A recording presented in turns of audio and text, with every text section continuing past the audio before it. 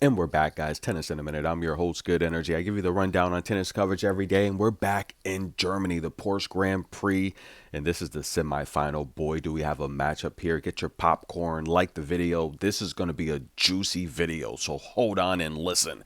Now, we have Iga Swiatek, the world's ranked number one, taking on Bully Bikina. That's right, ladies and gentlemen. These two ladies have played officially on the world tour 5 times. Rybakina owns the head-to-head 3-2. I mean, she beat her several times last year alone.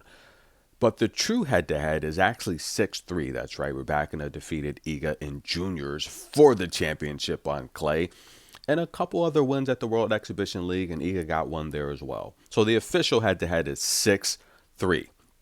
That's a lot of wins. And why did I start calling Rybakina Bully Bikina? Because she's dominated Iga Swiatek. And why did I start calling Iga Big Bad Iga? Because let's go back to the win streak, guys. I started to notice things that I don't consider to be proper, right? I don't consider to be things that players should be doing. And I talked about Novak last video, or even a couple videos and a ton of videos ago, how Novak used to talk about playing Nadal would be very frustrating because he was doing so many things to kind of get on his nerves and get him off of his game. And watching last match, Iga versus Emma Raducanu, it brought me back to the point where here in Germany, a couple years ago, Iga was criticized for doing things that was unsportsmanlike. And I got really ticked off when I saw Iga Swiatek, who has a custom sneaker made just for her, go to her bench after the pre-match warm-up. The chair umpire says, end of warm-up, let's get it on. Emma Raducanu's on the line waiting for the match to start. Iga goes to her bench where she has another custom pair of sneakers sitting right there waiting for her. She changes into the sneakers, then takes her time, then proceeds to drink water. Now, getting to the net, she already took enough time while Emma's there waiting. It's just, I don't like stuff like that, okay? It seems planned.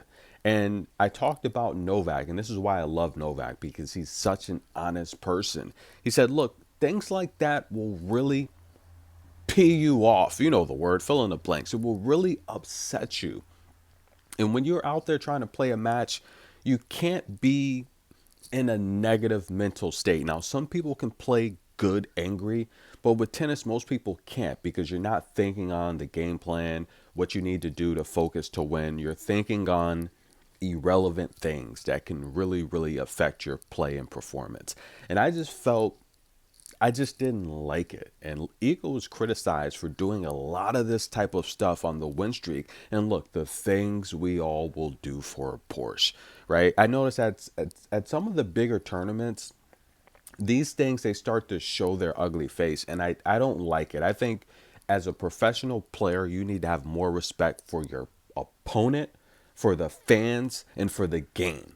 Okay? Now, if there was a serious issue with the sneaker, okay, change it out. But these are custom, expensive sneakers that are made for you. Okay, you can't name another player in this tournament or any of the clay tournaments going on that's changing sneakers after the warm up. It's not happening. These are expensive, custom made sneakers, and I didn't like it. It brought me back to what Novak said, and I felt it was classless. I felt it was tasteless. I just felt it was disgusting to make a player like Emma Raducanu, who's loved. She's by far one of the most popular players on tour. Okay, she's got a huge following, a lot bigger than Iga Swiatek.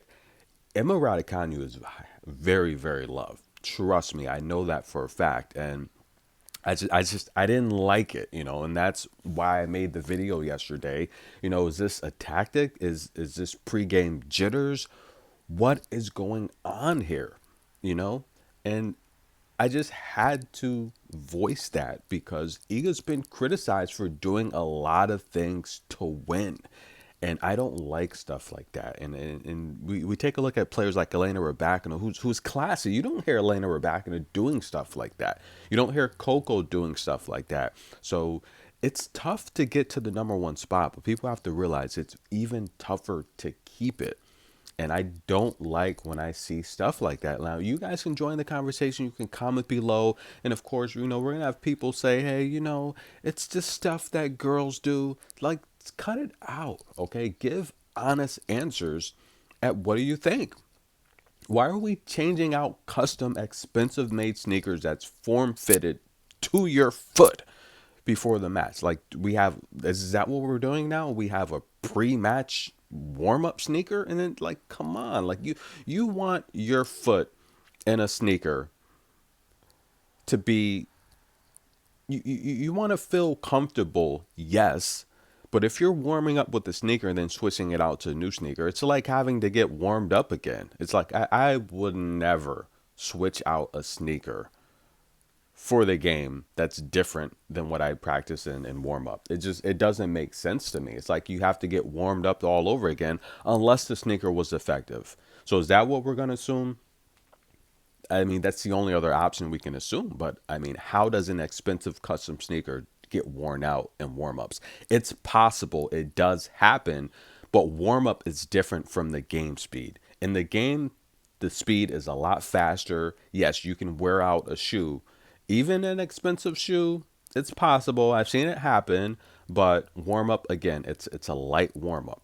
So I just don't see how that happens. It's possible, but nonetheless, we'll get back to the match here. Iga Swiatek, she has a huge win probability, which I think it's disrespectful to Rybakina, who's already beat Iga Swiatek 6 times. Now, Elena Rybakina's got by far this season the best serve on tour, and last year one of the best serves on tour, just under aces per match behind Alicia Parks, neck and neck, right? Alicia Parks slightly had the higher aces per match edge, and she played a lot less matches. She's going to hold serve. And that's the key here. As long as she holds serve and extends Iga deep beyond the baseline, she's going to have her opportunity to break as well. Now, I talked about last year how I noticed Iga started to bulk up. She started to just work on the deep ball, extend players deep beyond the baseline, because Elena Rybakina has got that huge bounce, right? She's got a deep bounce that's going to extend you about 6 to 8 feet behind the baseline. And if you're not familiar, most players, they're not a threat that far behind the baseline. They're just not, right? It puts them on the defensive situation where someone like Elena Rybakina, who has so much range and power, then she can step up and hit winners, because Elena Rybakina is comfortable playing that deep behind the baseline. So that's why she's able to beat these great players like Iga Swiatek and Aryna Sabalenka, because of her range and power. And a lot of people look at her and think she's just thin and she doesn't have power to her. You're wrong. Are you forgetting her amazing serve? That's raw power, and it's draining. Your first serve is a very draining shot.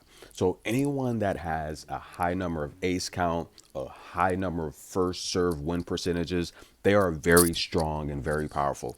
I talked about anyone that's ever played tennis, serving is very draining. It takes a lot of energy.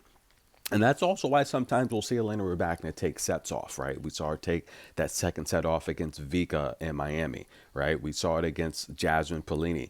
She does that, and she's got some nutritional issues going on right now, right? We know that. So I can see her taking a set off here if she jumps out early and wins the first set. But get your popcorn, guys. This is going to be a very entertaining match. This is by far, I think Coco Marta was the match of the tournament, but this might outdo it. Who do you guys think is going to win? And there she goes. Iga's holding up. This is the kind of stuff that upsets players, okay? The rule book states the match speed, the match play, it's based on the server. If the returner is constantly holding you up, this is the kind of stuff that's going to get you frustrated. And I don't like to see this stuff constantly. You need to be ready on the line to return. This has got to stop.